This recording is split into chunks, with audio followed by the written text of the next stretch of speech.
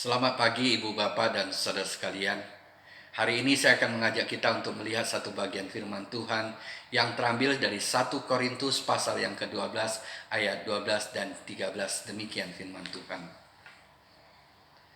Karena sama seperti tubuh itu satu dan anggota-anggotanya banyak, dan segala anggota itu sekalipun banyak merupakan satu tubuh, demikian pula Kristus. Sebab dalam satu roh kita semua, baik orang Yahudi maupun orang Yunani, baik budak maupun orang merdeka, telah dibaptis menjadi satu tubuh, dan kita semua diberi minum dari satu roh. Rasul Paulus sebelum dia percaya kepada Tuhan, dia adalah seorang penganiaya orang-orang Kristen. Bahkan dia sendiri bersaksi bahwa dia sebelum percaya dia banyak menganiaya orang-orang Kristen, baik itu laki-laki maupun perempuan. Bahkan dia menganiaya daripada mereka sampai mati. Dan suatu hari dengan hati yang berkobar-kobar, dia menghadap kepada imam besar untuk mendapatkan surat kuasa, yaitu surat kuasa untuk menangkapi orang-orang Kristen. Dan dia mau pergi ke Damsyik membawa surat kuasa ini menghadap majelis-majelis orang Yahudi, supaya di situ dia boleh diberi kuasa untuk menangkapi orang-orang Kristen, untuk membawa orang Kristen menyangkal Tuhan. Dan kalau mereka tidak mau menyangkal, maka dia akan menganiaya mereka, bahkan menganiaya sampai mati. Dan di dalam perjalanannya menuju ke Damsyik, tiba-tiba ada sinar yang begitu terang melingkupi dia, sehingga membuat dia rebah sampai ke tanah. Dan pada saat itu Tuhan menyatakan diri kepada dia, "Saulus, Saulus, mengapa engkau menganiaya aku?" Dan Saulus bertanya kepada Tuhan, "Tuhan, siapakah engkau?" Tuhan Yesus berkata kepadanya, "Akulah Yesus yang engkau aniaya." Konsep inilah yang masuk dalam pemikiran Rasul Paulus tatkala dia menulis surat ini, bahwa kita adalah tubuh Kristus. Tatkala ada orang-orang Kristen yang dianiaya, tatkala ada orang-orang Kristen yang disakiti, itu berarti menyakiti Tuhan, karena kita adalah anggota tubuh Tuhan. Inilah yang diingat oleh Rasul Paulus tatkala dia menulis surat ini. Kenapa dia sampai menulis surat ini? Kalau kita melihat latar belakang jemaat di Korintus, kita dapatkan bahwa jemaat di Korintus ini mereka mempunyai talenta yang banyak di dalam pelayanan mereka. Mereka mempunyai karunia-karunia roh yang diberikan oleh Roh Kudus kepada mereka. Tapi kita juga melihat bahwa jemaat di Korintus, oleh karena banyak hal yang mereka peroleh, membuat kehidupan mereka pun tidak begitu baik. Kenapa ya bisa terjadi seperti itu? Yang pertama, kita melihat ada kesombongan rohani dalam hidup mereka, dan inilah yang membuat mereka hidup di dalam kehidupan yang sangat duniawi di dalam perjalanan hidup mereka. Mereka sering meremehkan anggota-anggota tubuh Kristus yang tidak mempunyai talenta yang lebih, yang tidak mempunyai karunia-karunia yang menonjol, tidak seperti mereka. Dan Rasul Paulus perlu mengingatkan mereka bagaimana mereka hidup bersama sebagai tubuh Kristus yang tidak boleh ada di dalam kehidupan mereka. Yang pertama, kita mendapatkan ada perpecahan di dalam tubuh Kristus yang ada di Korintus. Ada yang mengatakan bahwa aku anggota Kefas, yaitu Petrus. Ada yang mengatakan aku adalah golongan Apolos. Ada yang mengatakan aku adalah golongan Paulus. Bahkan ada yang merasa bahwa mereka lebih daripada yang lain. Dia menyatakan dirinya adalah golongan Yesus Kristus. Tapi hal-hal inilah yang membuktikan bahwa mereka hidup secara duniawi sekali. Karena di dalam kehidupan mereka berjemaat seringkali terjadi perselisihan, pertengkaran, bahkan menuju kepada perpecahan di dalam kehidupan mereka. Mereka saling menyakiti di dalam mereka bersekutu satu dengan yang lainnya. Rasul Paulus perlu mengingatkan mereka, mereka adalah satu tubuh, yaitu tubuh Kristus. Seharusnya mereka tidak boleh saling menyakiti. Seharusnya mereka di dalam kehidupan kebersamaan mereka sebagai tubuh Kristus, mereka harusnya saling menjadi berkat, saling memperhatikan, saling tolong menolong sebagai anggota tubuh Kristus. Dan dia melihat ada sebagian orang, oleh karena mereka merasa dirinya tidak menonjol, tidak punya kemampuan lebih, yang membuat dia mengundurkan diri dari pelayanan dan tidak mau melakukan pelayanan di dalam pelayanan pekerjaan Tuhan sebagai anggota tubuh Kristus.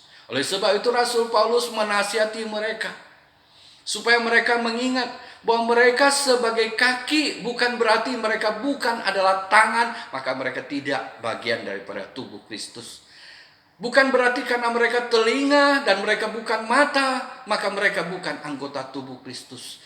Tapi dia menyatakan di dalam firman Tuhan bahwa mereka ditempatkan oleh Allah sebagai anggota tubuh Kristus. Mereka pasti mempunyai fungsi dan peranan yang penting di dalam bahagian yang Tuhan telah tempatkan bagi mereka, yang mungkin tidak diberikan kepada yang lain, karena mereka punya peranan dan fungsi yang berbeda sebagai anggota tubuh Kristus.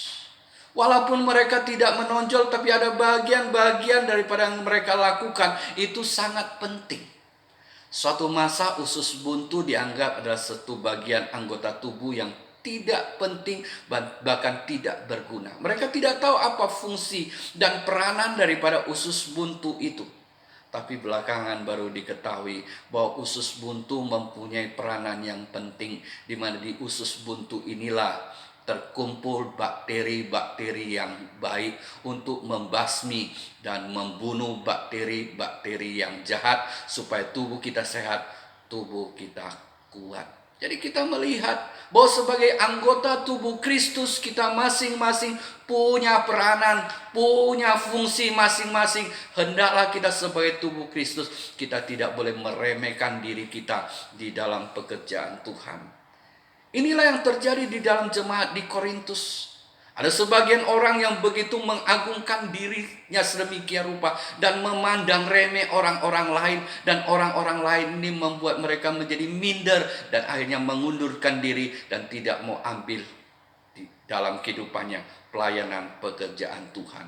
Dan yang pertama Rasul Paulus perlu mengingatkan mereka, walaupun mereka tidak menonjol, walaupun mereka di dalam peranan-peranan mereka itu tidak terlalu menarik bagi banyak orang lain, tapi mereka punya peranan dan fungsi yang penting dalam gereja Tuhan, karena anggota tubuh Tuhan harus saling melengkapi.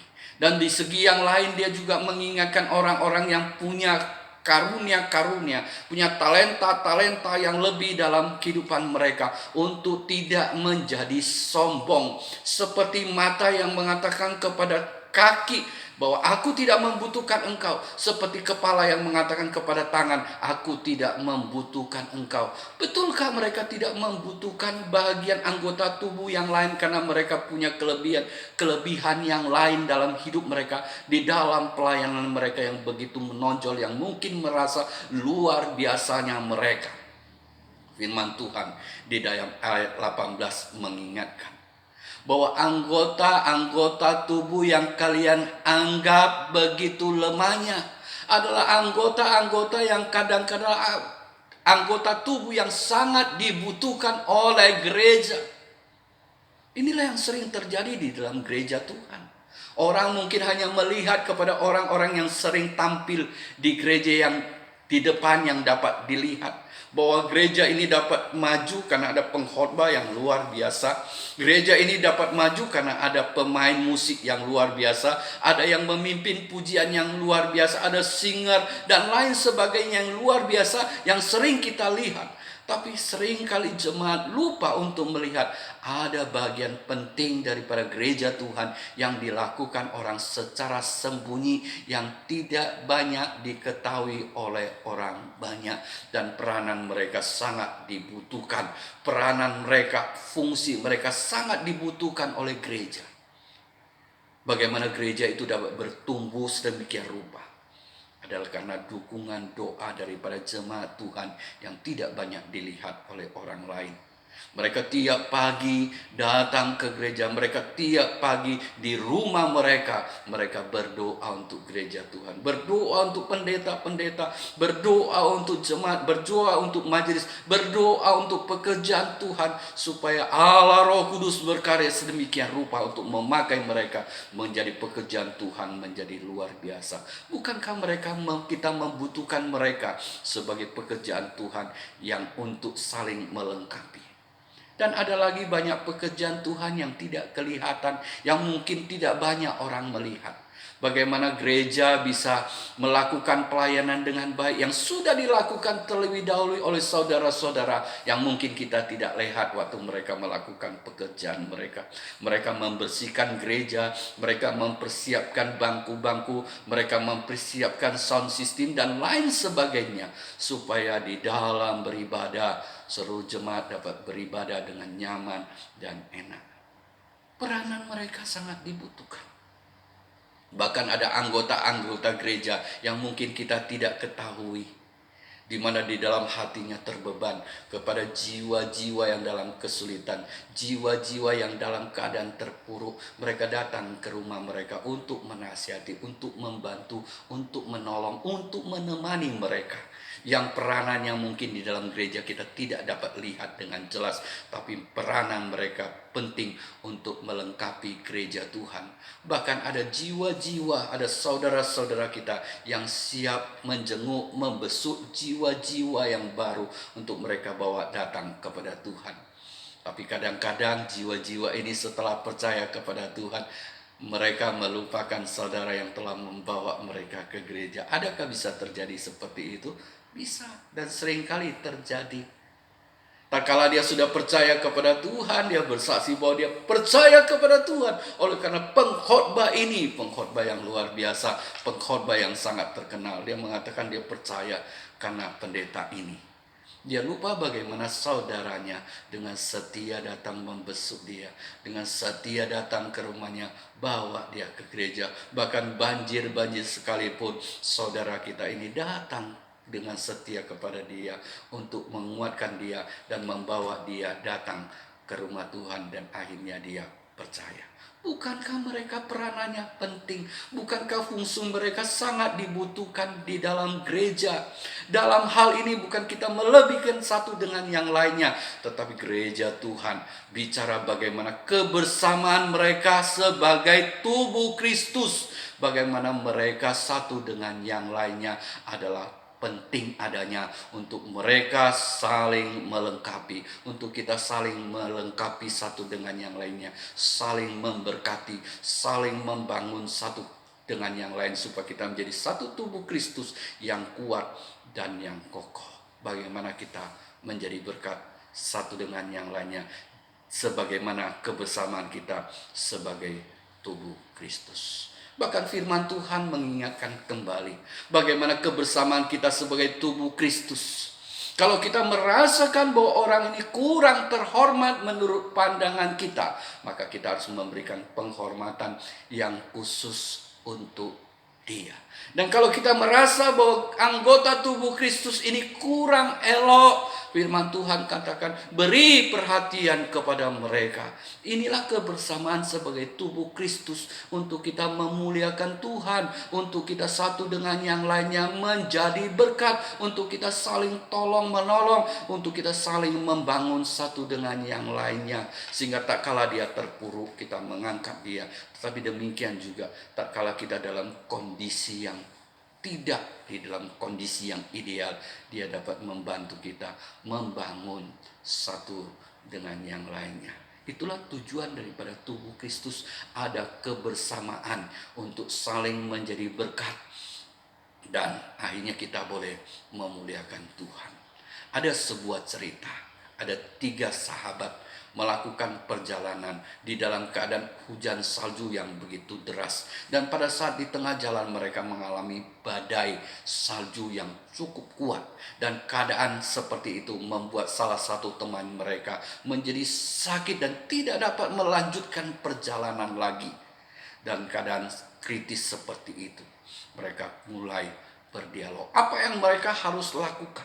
Yang satu mengatakan, kita tidak boleh membawa teman kita ini. Kalau kita membawa teman kita ini, kita semua pasti mati. Karena kita tidak dapat berjalan dengan cepat dan kita akan kedinginan mati di tengah jalan. Tetapi satu lagi mengatakan, tidak mungkin kita membiarkan teman kita mati di tempat ini. Dia adalah teman kita, saudara kita, kita harus tolong mereka. Mereka berbeda pandangan. Yang satu akhirnya meninggalkan mereka dan berjalan dengan cepat untuk menuju ke desa yang terdekat untuk mendapatkan pertolongan. Yang satu, dia harus lebih dahulu menguatkan temannya yang sudah sekarat itu, yang dalam begitu keadaannya lemah sekali, yang membuat dia tidak dapat lagi berjalan. Dia harus kuatkan dia, memberi semangat kepada dia supaya dapat melanjutkan perjalanan hidupnya untuk memuliakan Tuhan kalau kita anggota tubuh Kristus. Dan akhirnya dia memapah, bukan hanya memapah, bahkan menggendong saudaranya itu. Dan kemudian saudaranya itu memeluk dia sedemikian rupa supaya dia jatuh. Dan akhirnya mereka berjalan. Yang menggendong itu harus berjalan tertatih-tatih, karena tidak dapat berjalan dengan cepat. Dia harus berjalan tertatih-tatih, menggendong saudaranya yang cukup berat untuk dia pikul. Tapi demikianlah yang terjadi. Bahwa tak kala dia menggendong saudaranya, ada gairah untuk menyelamatkan, ada gairah untuk berbuat sesuatu bagi saudaranya. Dan lebih daripada itu, tubuh temannya menghangatkan dia, tubuhnya juga menghangatkan saudaranya. Mereka saling menghangatkan sehingga mereka dapat melawan kedinginan yang datang pada tubuh mereka. Dan mereka terus berjalan sampai kepada desa yang terdekat. Dan akhirnya mereka keduanya pun selamat. Bagaimana dengan saudara yang satu? Karena dia berjalan sendirian, akhirnya dia mati kedinginan tanpa ada yang dapat menolongnya. Inilah yang terjadi. Kita sebagai anggota tubuh Kristus, bagaimana peran kebersamaan kita sebagai anggota tubuh Kristus? Adalah saling menguatkan, saling tolong menolong, saling menjadi berkat. Hari ini aku melakukan untuk engkau, maka lain kali engkau yang melakukan untuk aku. Demikianlah kebersamaan kita di dalam Kristus, membuat kita di dalam perjalanan dunia ini menjadi indah dan kita dapat memuliakan Tuhan. Inilah yang dikehendaki oleh Tuhan di dalam kebersamaan kita sebagai tubuh Kristus. Dan selanjutnya di dalam ayat yang ke-13, firman Tuhan berkata demikian. Sebab dalam satu roh kita semua, baik orang Yahudi maupun orang Yunani, baik budak maupun orang merdeka, telah dibaptis menjadi satu tubuh, dan kita semua diberi minum dari satu roh. Firman Tuhan katakan di dalam satu roh kita semua telah dijadikan menjadi satu tubuh. Firman Tuhan ada bicara tentang kita semua. Siapakah kita semua ini? Apakah ini bicara tentang gereja lokal, yaitu bicara tentang GMI Elion Lok Semawi, Gereja Metodis Elion Lok Sumawe? Apakah bicara tentang itu? Bukan. Juga bukan bicara tentang satu denominasi gereja Metodis, juga bukan. Tapi ini bicara tentang seluruh orang percaya yang ada di dalam dunia ini. Seluruh orang percaya kepada Yesus Kristus Tuhan yang telah mati dan bangkit untuk memberikan keselamatan bagi kita. Supaya kita juga diberikan kemenangan di dalam Dia oleh karena kebangkitannya. Kita adalah satu tubuh adanya, itulah firman Tuhan ingatkan kepada kita. Oleh sebab itu di dalam keberadaan kita sebagai gereja Tuhan adalah kita bisa melakukan apa yang dapat memuliakan Tuhan. Di dalam saat-saat tertentu kita bisa bersatu sedemikian rupa untuk saling tolong menolong, saling membantu dan saling menjadi berkat satu dengan yang lainnya, karena kita adalah anggota tubuh Kristus yang satu, yang dipersatukan oleh Roh Tuhan. Dan di dalam kepersatuan kita, di dalam tubuh Kristus yang satu itu, baik itu Yahudi maupun Yunani, tidak boleh menjadi penyekat. Artinya sebagai anggota tubuh Kristus, Sarah tidak boleh menjadi satu penyekat, satu perbedaan antara satu dengan yang lainnya, antara kita sebagai anggota tubuh Kristus. Kita adalah satu. Tidak boleh lagi ada perbedaan golongan. Tidak ada boleh bicara tentang perbedaan suku. Tidak ada boleh bicara tentang perbedaan ras. Tapi kita adalah satu adanya. Yang mempersatukan kita bukan agama, tetapi yang mempersatukan kita adalah Roh Tuhan, yaitu Roh Kudus, yaitu Allah yang telah mempersatukan kita menjadi satu tubuh. Demikian juga antara budak dan orang merdeka. Ini bicara tentang perwakilan daripada orang kaya dan orang miskin. Bicara tentang orang yang mempunyai jabatan yang tinggi dan jabatan yang rendah. Itu pun tidak boleh menjadi penyekat, pemisah antara tubuh Kristus satu dengan yang lainnya. Sebab kita adalah satu tubuh adanya. Di dalam kebersamaan kita, bagaimana kita boleh saling memperhatikan, saling menjadi berkat, saling tolong-menolong, saling memperdulikan satu dengan yang lainnya. Karena satu yang disakiti, kita juga sakit. Seharusnya demikian. Karena kita ada satu tubuh, satu dianiaya, maka kita juga sama merasakan, karena kita satu tubuh adanya. Oleh sebab itu, di dalam kebersamaan kita di dalam dunia ini, hendaknya ada satu pemikiran bahwa kita satu tubuh di dalam Kristus yang dikaryakan oleh Roh Kudus, sehingga ada kepedulian satu dengan yang lainnya, saling memperhatikan, saling mengasihi satu dengan yang lainnya sebagai anggota Kristus. Dan firman Tuhan lebih jauh berkata bahwa kita dipersatukan oleh karena baptisan yang sama. Firman Tuhan katakan kita dipersatukan oleh baptisannya. Kita dibaptiskan menjadi satu, firman Tuhan katakan. Baptisan apa yang dibicarakan di sini? Apakah baptisan air yang dibicarakan di sini? Bahwa kita dipersatukan oleh baptisan air yang kita lakukan. Bahwa baptisan air itu penting. Baptisan air adalah merupakan kehendak Allah, perintah Allah. Jadi kita harus melakukannya sebagai orang yang percaya. Kita harus dibaptis dengan baptisan air, karena kita masuk dalam kehendak Allah. Tak kala kita melakukan baptisan air, kan ini merupakan perintah daripada Tuhan. Dan baptisan air ini penting sebagai satu tanda bahwa kita sudah mati bersama dengan Kristus dan dibangkitkan bersama dengan Kristus. Dan baptisan air ini juga penting. Artinya kita sudah menjadi milik Kristus. Kita sudah menjadi anggota gereja Tuhan yang sudah mati bagi dosa. Dan kita harus hidup bagaimana hidup dalam kekudusan untuk memuliakan Dia. Tapi apakah ini yang dimaksud oleh firman Tuhan? Bahwa kita dibaptis, dipersatukan oleh baptisan inikah kita? Sudah pasti bukan. Sebab kadangkala kita dapatkan ada orang dibaptis dengan baptisan air ini bukan karena dia percaya kepada Kristus, tetapi karena dia mau salah satu daripada anggota gereja menjadi istrinya atau menjadi suaminya. Jadi baptisan air di sini, baptisan yang dibicarakan di sini bukan bicara tentang baptisan air, tapi bicara tentang baptisan yang dikaryakan oleh Roh Kudus. Satu baptisan yang terjadi tatkala orang itu sungguh-sungguh percaya kepada Tuhan untuk pertama kali.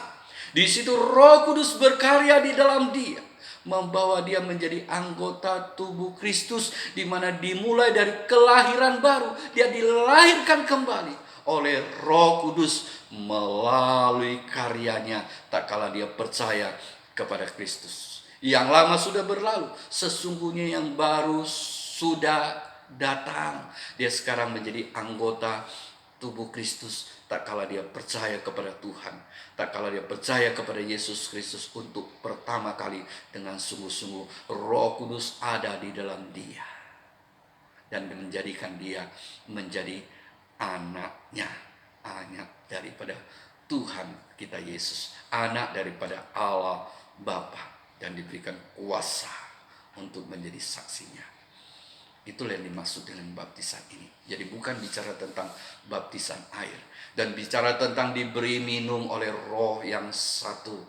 Tak kala dia sudah percaya kepada Tuhan, Roh Kudus ada di dalam dia, dan Roh Kuduslah yang memimpin dia di dalam kebenaran. Roh Kudus berkarya melalui firman Tuhan untuk membentuk hidupnya, membentuk karakternya sedemikian rupa, untuk semakin hari semakin diperbarui, semakin hari semakin berubah, semakin indah untuk memuliakan Tuhan. Dan dari hidupnya akhirnya keluarlah kehidupan yang dipenuhi dengan karakter yang dibentuk oleh firman Tuhan, yang boleh menjadi berkat bagi banyak orang dan memuliakan Tuhan.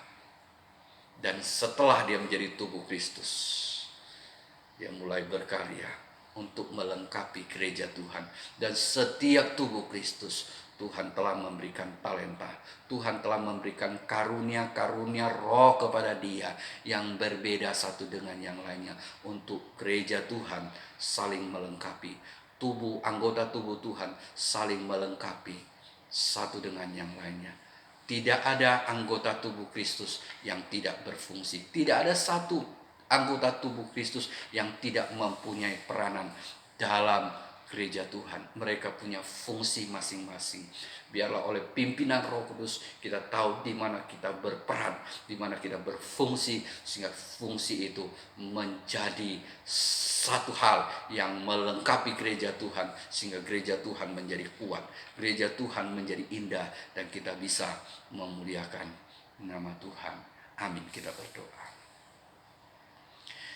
Bapa yang di surga, terima kasih Tuhan untuk kasih-Mu yang besar dalam hidup kami.